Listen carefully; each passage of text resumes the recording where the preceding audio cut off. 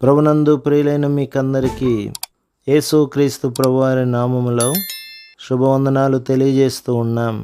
దైవజనులు బ్రదర్ భక్త సింగ్ గారి పరిచర్యలో నుండి దైవ మర్మములు. జూలై 10. నీ మీద కోపపడిన వారందరూ సిగ్గుపడి విస్మయమొందుదురు, నీతో వాదించువారు మాయమై నశించిపోవుదురు.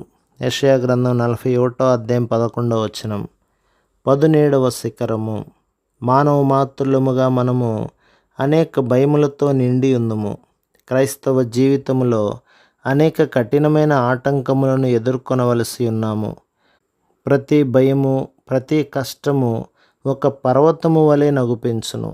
అది మన శోధనగా కానీ, లేక పరీక్షగా కానీ, లేక శ్రమగా భావించినప్పటికీ 15, 16వ వచనములలో మనకు గల వాగ్దానము, నీవు పర్వతములను నూర్చుదువు, వాటిని పొడి చేయుదువు, కొండలను పొట్టువలే చేయుదువు. నీవు వాటిని గాలించగా గాలి వాటిని కొనిపోవును. ప్రతి ఆటంకము అది ఎంత కఠినమైనదైనను సరే, ప్రభువైన యేసుక్రీస్తునందలి విశ్వాసము వలన పూర్తిగా జయించగలము. బలహీనులైన విశ్వాసులు బలము గలవారగుదురు. దేవుని వాగ్దానములను కోరుకొనుట ద్వారా వారి జీవితములలోని ప్రతి ఆటంకమును ఎడతెగక జయించుచూ వెళ్ళెదరు. అపోస్తలుల కార్యములలో ప్రధాన యాజకుడు, అధికారులు శిష్యులను బెదిరించినప్పుడు వారు ప్రార్థించిరి.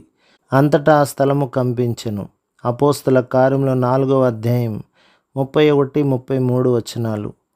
వారు కొద్ది సంఖ్యలోనే ఉండిరి, అయితే వారు సహాయం కొరకు దేవుని మీద ఆధారపడి ప్రార్థించిరి. ఆ ప్రార్థన ప్రపంచమంతటిని కంపింపజేసెను. వారు ఆ పర్వతమును నూర్చనారంభించిరి.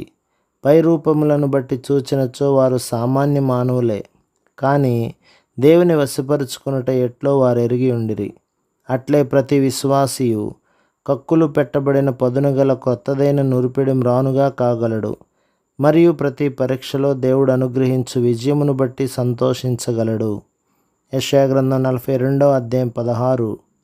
ఇప్పుడు గుడ్డివారు తమ దారిని కనుగొనలేరు, అయితే ఇచ్చట ఆత్మీయ సంబంధమైన గుడ్డివారితో ప్రభువు, మీరెరుగని దారి గుండా నేను మిమ్మను నడిపింతును, నన్ను నడిపింపనీయుడి, అప్పుడు మీరు మీ మార్గమును కనుగొందురు అని చెప్పుచున్నాడు. దేవుని హస్తమును పట్టుకొని ప్రతి స్థలమునందు సురక్షితముగా నడుచుట ఎంత ఆశ్చర్యకరమైన అనుభవమై ఉన్నది. ఆశ్చర్యమును కలిగించు విధానములో దేవుడు మార్గము చూపించు సంఘటనలు జీవితములో అనేకములు కలుగును. నీ జీవితంలో ఎన్నో క్లిష్ట పరిస్థితులు ఉండవచ్చును. నీవు అయోమయమైన స్థితిలో ఉన్నావేమో. ఏది తీర్మానించవలెనో నీకు తోచని పరిస్థితిలో దేవునికి మొరపెట్టి, ప్రభువా నన్ను నడిపించదనని వాగ్దానము చేసితివి కదా, నాకిప్పుడు మార్గమును చూపించుమని అడుగుము. వెంటనే నీ మార్గముల మీద వెలుగు ప్రకాశించుట నీవు చూడగలవు. సామాన్య విశ్వాసంతో ప్రభువును చేపట్టుము. ప్రభు మిమ్మును, మీ కుటుంబమును, మీ సంఘమును దీవించి ఆశీర్వదించునుగాక. ఆమెన్.